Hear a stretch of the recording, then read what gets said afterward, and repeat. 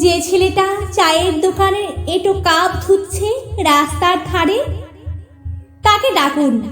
তার কানে কানে বলুন, সুজলাং সুফলাং মালায়জ শীতলাং।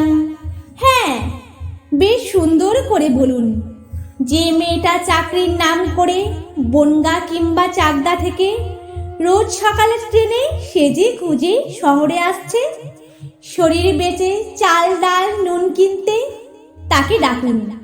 তার কানে কানে সুরেলা কণ্ঠে বলুন, সার্থক জন্ম আমার জন্মেছি এই দেশে। যে ছেলেটি লটারির টিকিট নিয়ে দরজায় দরজায় ঘুরছে আর বলছে, বিশ্বাস করুন আমি ভদ্রলোক, আজ 10 বছর হলো আমার কারখানা বন্ধ, লক আউট, তাকে ডাকুন। তার কানে কানে বলুন, বলো বলো বলো সবে, শত বিনা বেনু রবে, ভারত আবার জগত সভায় শ্রেষ্ঠ আসন লবে।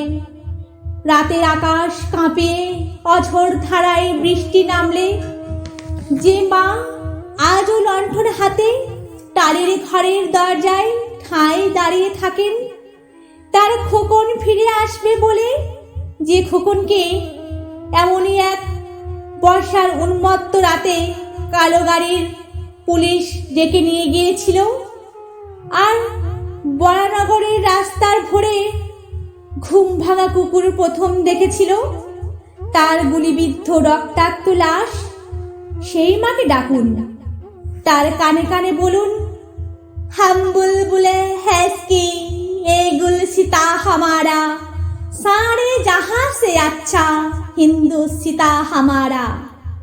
সবাইকে সবকিছু বলা শেষ হলে সুনসান শীতের রাতে 5 মাথার মোড়ে ঘোড়ায় চড়ে বসা সেই মহা বিপ্লবীর পায়ের সামনে ধীরে ধীরে এগিয়ে যান। ফাঁকা রাস্তায় রাতের বাতাসে কান পাতুন, শুনতে পাবেন সেই বিপ্লবীর পুরুষের বজ্রকণ্ঠ, আমি তোমাদের কাছে রক্ত চেয়েছিলাম তোমাদের স্বাধীনতা এনে দেব বলে, আমি পারিনি, কিন্তু আমি আমার সমস্ত জীবন উৎসর্গ করেছি। আর তোমরা